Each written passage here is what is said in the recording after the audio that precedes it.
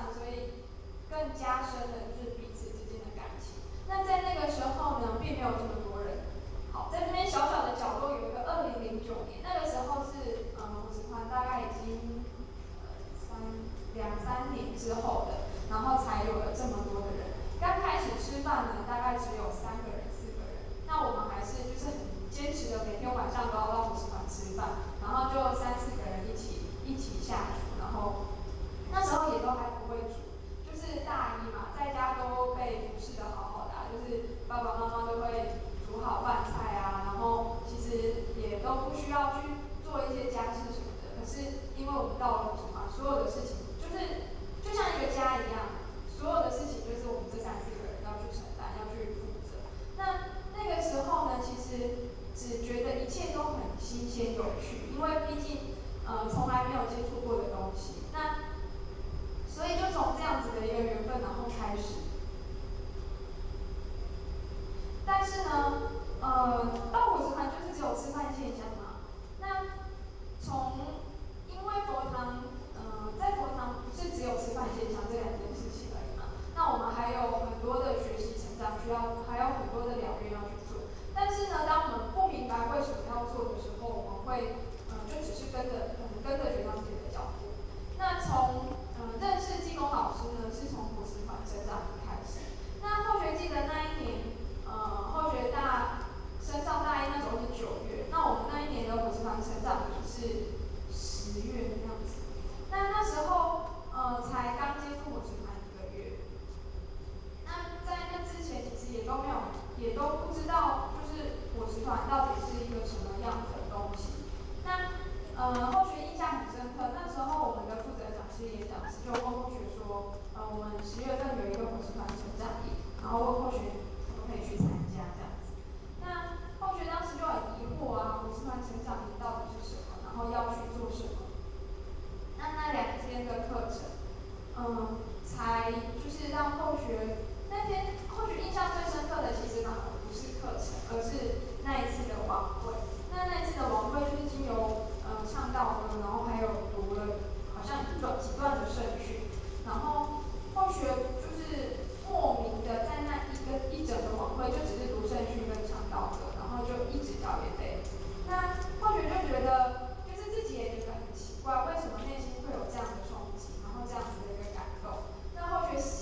后来就是现在回想起来，也许是机缘成熟，也许是就像刚才后学所讲的，在某一个时空里面，我们已经就是曾经跟济公老师有过这样的约定，要一起来到果实团，然后来学习承担。那也因为这样子，就是那一次的一个营队，你那时候才2005年，距离现在2013年，大概7、8年前。好，那从那一次的营队之后呢，其实后学就开始觉得说，自己应该要学习付出一些什么。但是呢，因为才刚接触果实团1个月，也可以说是才刚可能接触佛堂1个月。那在这1个月当中学习到的，其实还有限，那所了解佛堂的也还有限。但是后学就一心很想要，就是可能为济公老师分担些什么。那也就是因为那个晚会当中，然后了解到说，原来有一位仙佛跟我们的关系竟然如此的密切。那可是呢，就是都还很就是认识的都还很粗浅。但是就是从那时候开始，然后后学开始会想要去上课。那所谓的上课就是我们来佛堂过班，然后后学发现每一次到佛堂过班，每一次的听课都让后学很法喜。那样的法喜呢，就是很难用言语去形容，好像说是学到什么嘛，又很难具体的去说明，但是就是可以感受到自己内心里的一个成长。那也因为这样子的成长，然后开始知道说自己应该如何去付出，如何去可能去带领身边的同学，然后跟我们一起去沐浴在佛堂的这样的一个经验当中。那所以从后学在高中以前，就是一直都是一个还蛮不善于人际的一个人，就是后学很喜欢自己一个人默默做自己的事情，然后不去管身边的一切发生什么事。那自从那个时候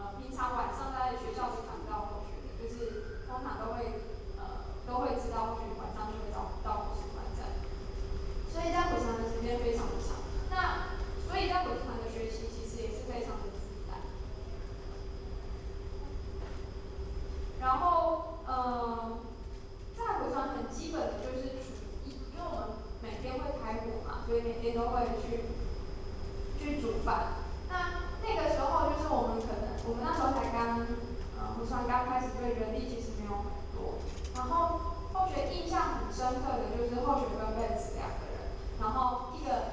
人在煮饭，然后一个人要出去载学弟妹，然后载完可能后学去载完后学的学妹回来之后，后学就继续煮，然后就换贝子去载他的学妹这样子。就我们两个人，然后就是去分担那一些工作，4分钟吗？好，去分担那一些工作。那在那当中，其实，虽然说也会感受到身体的那个疲累啊，但是就会觉得，心灵是很充实的。好，那当然在伙食团不是只有欢笑嘛，在当中我们会有争吵、有感动、有扶持，然后会有互相的磨合。但是我们一直觉得很幸运，可以在伙食团认识彼此。那当然还有就是所谓心灵的成长。那在伙食团很多的时候，其实并不是自己可能并不是自己喜欢做的事情。像后学刚开始就必须去突破自己，必须去跟别人就是必须去主动跟别人交谈，然后去邀约同学。那这些其实都是后学必须去突破的事情，但是后学都尝试着去做。那做了之后呢，也才知道说，其实它没有想象中的那么的困难。然后也就是因为后来人当然就越来越多嘛，不会永远只有3个人跟4个人啊。那人越来越多之后呢，我们应该要去学会的就是包容，因为这么多的人，然后大家来自不同的家庭，然后来自不同的生活环境，可是却必须共事在这样的一个团体里面，所以必须学会包容。好，没有时间让大家找，或许自己承认，或许就是戴着面具的那一个。那或许觉得呢，为什么用这张照片来代表学会包容呢？因为就是必须去隐藏自己，也不是隐藏，就是必须去学会退让，不是永远都自己去出口。好，然后学会承担。或许在这一路上，就是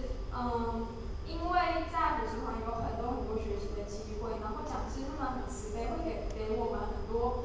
可以去承担、去学习的机会，那会让我们的成长非常的迅速，然后也学会了感恩跟付出。好，那其实，在伙食团的日子就是刚才也有提到的酸甜苦辣百味俱全，就是不管是开心难过的，其实都有。那可是，在那当中，就是必须自己去走过，然后才会懂得那个各种滋味。所以有句话说：“如人饮水，冷暖自知。”那这一张照片是我们在那个98年的伙食团成长营，然后是在就是户外。那或许觉得在每一年的班会，每一年的成长营当中，就是我们会看到旧面孔，然后看到新面孔。那这代表就是我们可以接引更多陌生的人，然后来加入我们。那如果后学其实已经毕业了，然后后学还是一直在伙食团，一直在佛堂。那后学觉得为什么呢？后学自己觉得是因为在这一段时间里面，有一群陪我走过很美好回忆的人们。那也因为这里还有更多人需要后学，所以后学觉得后学会一直在这里。那最后呢，如果有讲不圆满的地方，或求上天慈悲赦罪，那也请各位讲师、各位学长姐姐，或许多多慈悲指正。谢谢大家。谢谢各位大家的分享。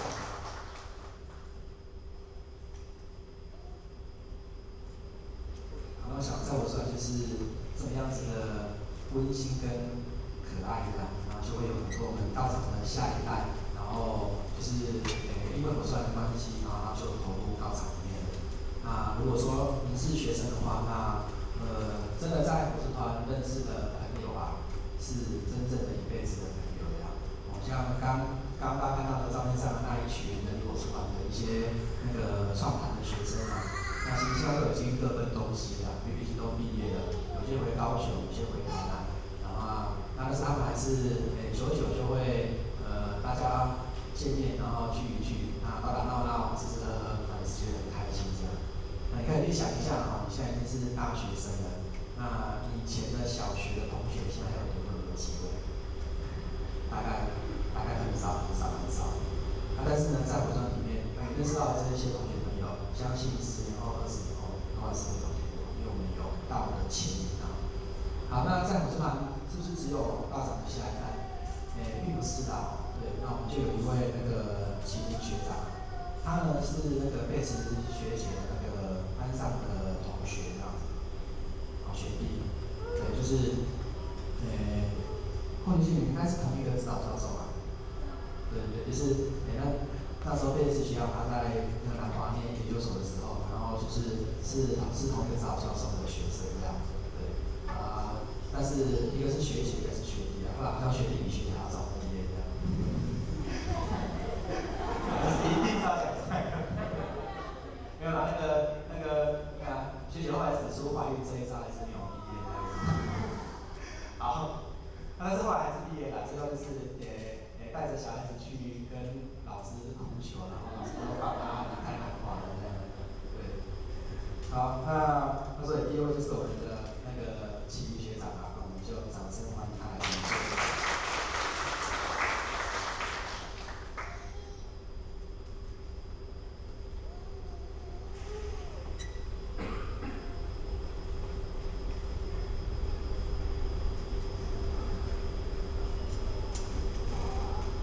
在座的各位同学、各位同修，大家午安。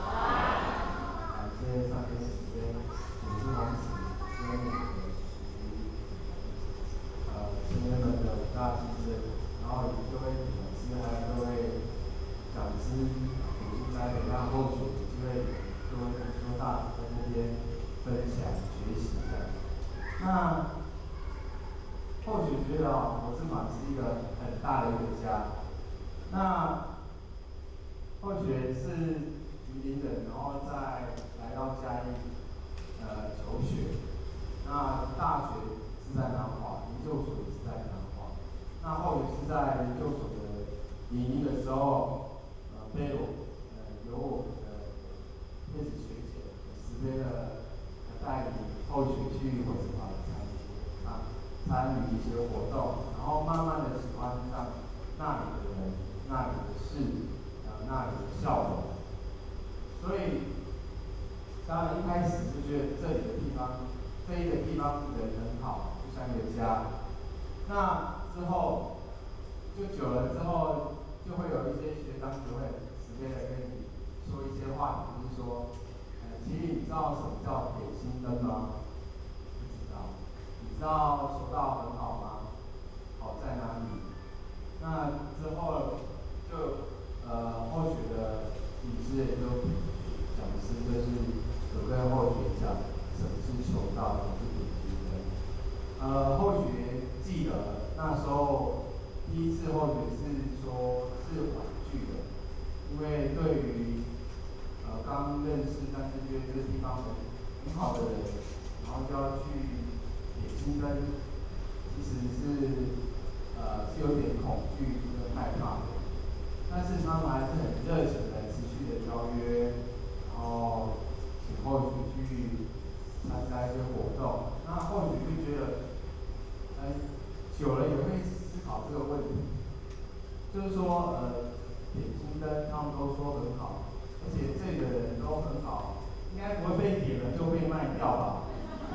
所以就抱持着一个好奇心，就去看，然后就在先生们的指点下，有一天就去求得道这样。然后那一年是2009，为什么要请到这位美国总统呢？因为不是他求得道，是2019年那一年，他是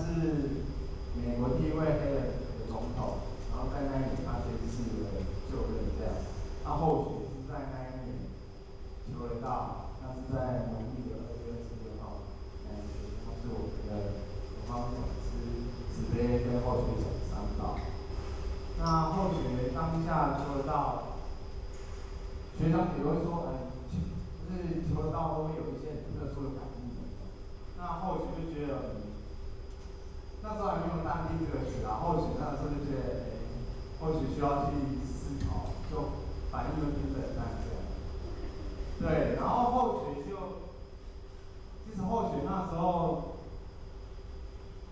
研究所，然后会因为比较着重于课业，就慢慢觉得，宗教好像不值得去多研究，去多琢磨。然后再有一次翻书的时候，读到一句就是说，一位诗人写到就说，当一个人没有信仰的时候，也就是他开始信仰的时候，那后学就吓到说，当我决定不接触宗教的时候，竟然有人会愿意入后学来求道。那后学之后就觉得，就好像得到一个解释，然后释怀，然后去接受，但是还是会有一些疑问，因为真的什么，就算听了一次三宝啊，其实也没有很了解。那后学有疑问，还是会想说，不如问妈妈好了。那后学就问我妈妈说："妈妈，你有听过求道吗？"那后学妈妈说："有啊。"后学就奇怪，你怎么会知道？那后学就问："你怎么知道？"他说："因为你们小时候我就带你们4个小孩一起去求过道啦。"我说："求过道了。然后后学就很讶异说："你怎么都没有跟我讲这样？"那后学的妈妈也很可爱，就是说："就迄边的真的讲袂使讲出去啊。"就每次听完三宝都会说："这些以上这些都可以讲出去。"所以我妈妈也没讲。那后学当然也想要求证，就回家的时候，有一次回家的时候就跟妈妈说："那你求到了，应该有求到卡吧？"那我妈就很谨慎的拿出5张求道卡，这样或许不知道原来自己曾经求过道，但是完全没有印象，就觉得然后在道场中，我听到前面说过一句话，就是济公老师说的就是不管若人在哪里，老师都会找到这样。所以后学来说重接金线，然后又回到了这里，然后是走入了这个佛师团，然后学习这样。那注意之后呢，浅显之声就让有诱因就是说因为是外地来的，都要住宿，那想说看能不能找一些比较便宜的宿舍。那浅显就很直接说，你住进火车堡很便宜哦，包吃包住，然后包玩，然后又可以学习成长，就很吸引后学。所以后学在那一年一结束之后，也会就住进伙食团这样，然后就学习，就觉得伙食团是一个几乎食衣住行娱乐都有包含到了，对，就学习吃素，然后服装啊，就像或许现在这样，就是上班的时候有服装的要求。那注意伙食团也有安那个佛堂，那也或许也是在伙食团内才把礼节学会，是利用森林哥的那个暑假的时候自己默默的练，自己就是自己去学会礼节这样，然后当然也是有学长姐是可以教导，慢慢学。那洗的部分就是这是我跟伙食团的一位讲师，就我去讲师，就是洗的部分就是后学那时候研究所自己有开车，然后开始出去伙食团，那伙食团一定会办活动嘛，办活动一定要有人，所以一定会有人，然后后学就很愿意的，就是开后学的车去接一些学弟妹参班一些过活动，就是护送他们回家这样学习，在过程中不断的学习，然后这是以前的照片，就是那时候也比较没有太注重一些礼节，然后就会慢慢的就是我们伙食团里面也会有开一些精品课程，那一些内部的读书会，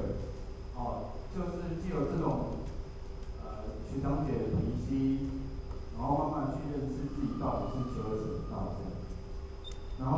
就是还有博士团因为出游，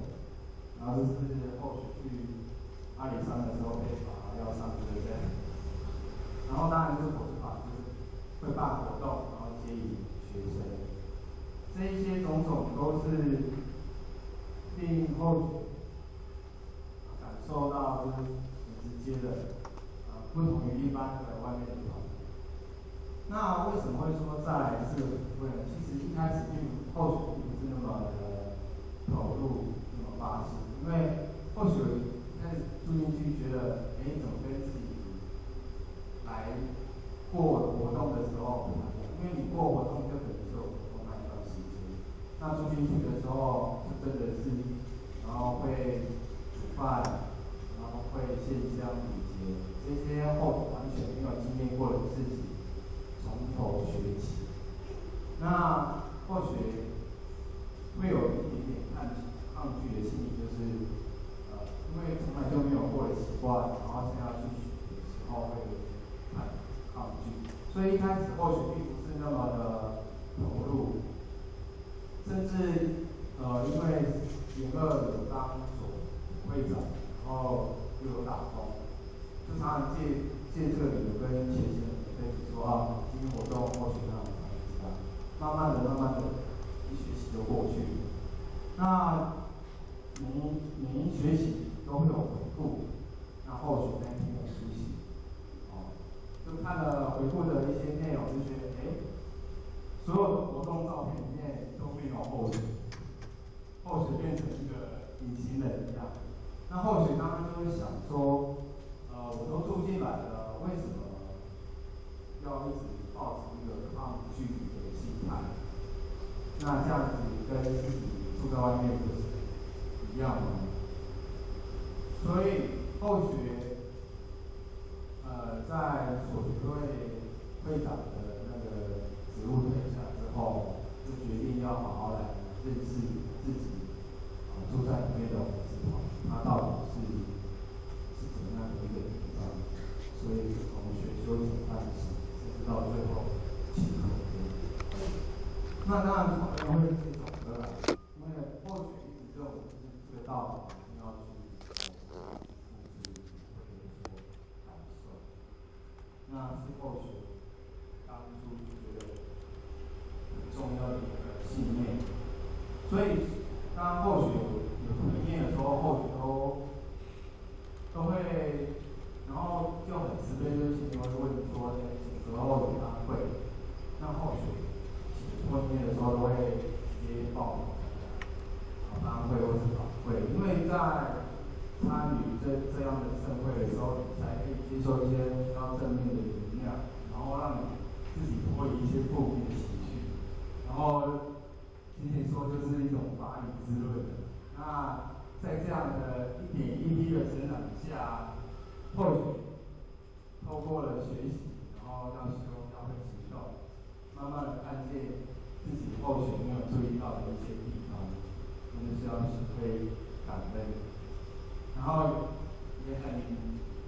荣幸的，就是有机会出国帮忙。那时候或许以为当时就是只是因为讲师约说，当时可以出去玩就一个体验呢，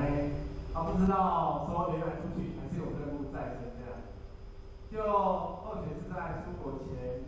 应该是1个月还是2、3个礼拜才知道说，原来出去要讲一堂课后学真的是穿一趟这样。然后那时候的讲题是吃素的好处，那后学就觉得好像冥冥之中有一种安排的，那后学就。读了一些吃素的资料之后，那跟泰国当地的那个乌文投资团，就是我们金融区第一个在外国成立的投资团，跟他们分享。